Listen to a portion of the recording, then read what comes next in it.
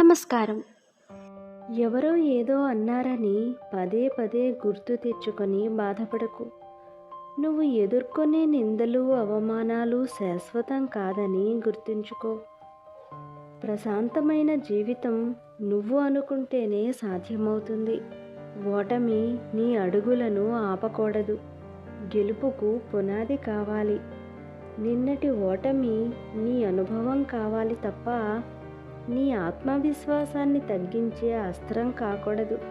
పడిలేచే కెరటం ఉంటేనే సముద్రం కూడా అందంగా ఉంటుంది. పోరాడి గెలిస్తేనే ఆ గెలుపు గొప్పగా ఉంటుంది. అతిగా దేనిని ఇష్టపడకు.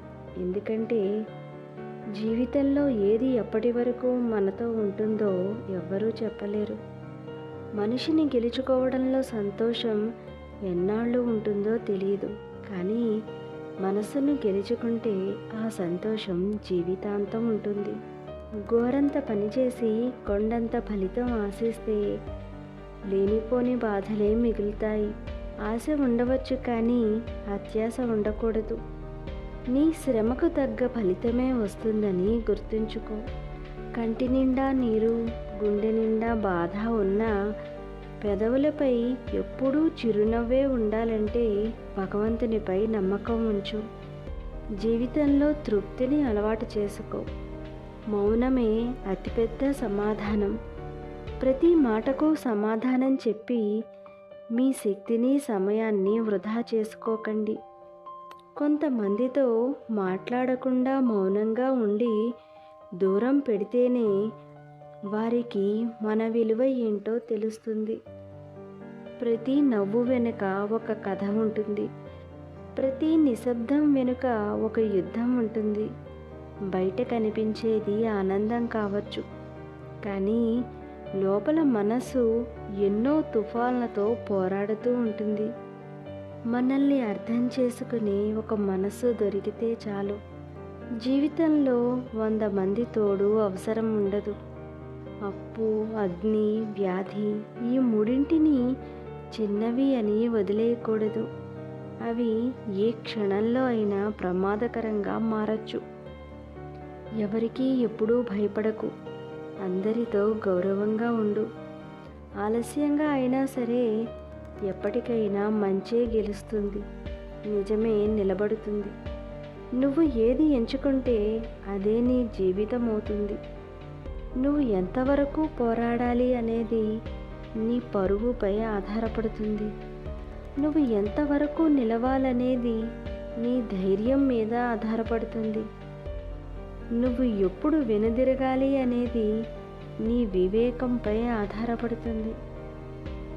ఓటమి జీవితంలో ఒక భాగం.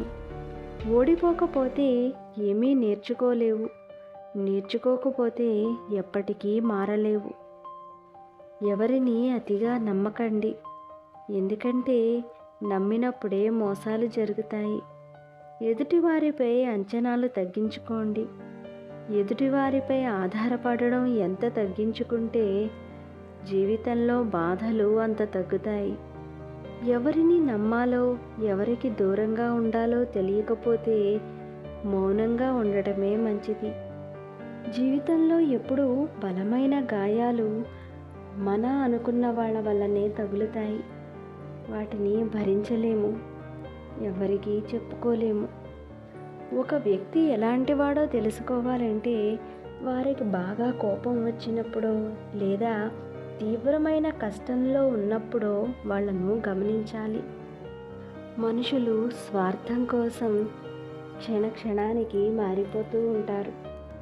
అలాంటి వాళ్ళతో జీవించాలంటే నువ్వు ప్రతి క్షణం మెలకువగా ఉండాలి. అవమానానికి వెంటనే ప్రతీకారం తీర్చుకోవాలి అని చూడకూడదు. ఓపికగా మన పని మనం చేసుకుంటూ వెళితే అవమానానికి సమాధానం కాలమే చెప్తుంది.